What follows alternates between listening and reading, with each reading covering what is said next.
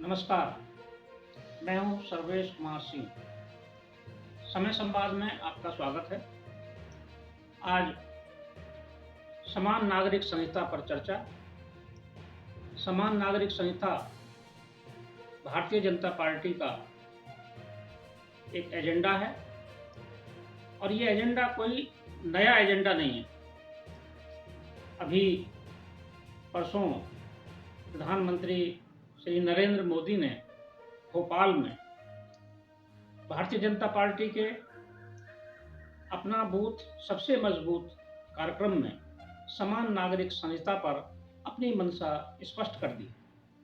उन्होंने साफ कहा है कि सुप्रीम कोर्ट बार बार कह रही है कि समान नागरिक संहिता को लागू किया जाए, लेकिन कुछ लोग हैं कि वो देश की जनता को भड़का रहे हैं और इसका विरोध कर रहे हैं। समान नागरिक संहिता भारतीय जनता पार्टी और उसकी पूर्ववर्ती जनसंघ का एजेंडा है। इन पार्टियों ने, जनसंघ और भारतीय जनता पार्टी ने, जिन 3 मुद्दों को अपनी पार्टी का आधार बनाया था और देश की जनता को भरोसा दिया था कि वो समान नागरिक संहिता देश में लाएगी, इसके साथ ही राम मंदिर निर्माण और धारा 370 समाप्त करना भी इनका एजेंडा था। इस एजेंडे के लिए, इन मुद्दों के लिए लंबे समय तक संघर्ष करती रही पार्टी को सफलता उस समय मिली जब 2014 में भारतीय जनता पार्टी की स्पष्ट बहुमत की सरकार आई और नरेंद्र मोदी प्रधानमंत्री बने।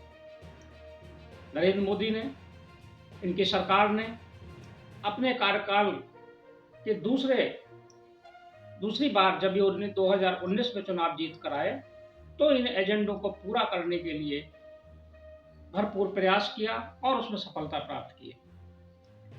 सबसे पहला अगस्त 2019 में 5 अगस्त को सरकार ने जम्मू कश्मीर से धारा 370 समाप्त की, 35A हटाई गई।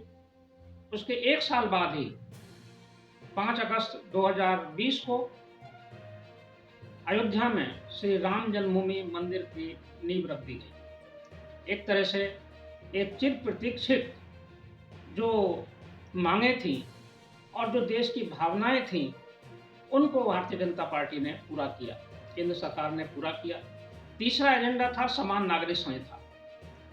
इस पर 2016 से ही काम शुरू हो गया था, लेकिन कोरोना काल में एक विधि आयोग को ये जिम्मेदारी सौंपी गई थी, लेकिन विधि आयोग का काम कुछ शिथिल रहा। अब विधि आयोग ने इस पर तेजी से काम शुरू किया है और गत दिनों देश भर से, जनता से, सभी धार्मिक संगठनों से इस पर सुझाव मांगे गए। समान नागरिक संहिता के लिए 14 जून से 14 जुलाई तक का समय निर्धारित किया गया कि इस अवधि में देश की जनता, देश के नागरिक और विभिन्न संगठन, धार्मिक संगठन इस पर अपने सुझाव दें। विधि आयोग के अध्यक्ष जस्टिस ऋतुराज अवस्थी ने बताया है कि लगभग 8.5 लाख सुझाव उन्हें प्राप्त हुए। इसी बीच में परसों जब से प्रधानमंत्री नरेंद्र मोदी ने इस पर अपनी मंशा स्पष्ट की है, समान नागरिक संहिता पर कार्य तेजी से आरंभ होने की पूरी प्रक्रिया की उन्होंने जानकारी दी है, तब से देश भर में एक तरफ उत्साह का माहौल है, उत्साह का वातावरण है, जहां देश की बहुसंख्यक जनता चाहती है कि पूरे देश में एक समान कानून हो, एक समान अधिकार हो, तो एक समान जिम्मेदारियां भी हो। इसके लिए जहां सुझाव मिले हैं, सार्थक सुझाव मिल रहे हैं, वहीं कुछ संगठनों ने, स्वार्थी संगठनों ने, विभिन्न धार्मिक संगठनों ने उसका विरोध भी किया है।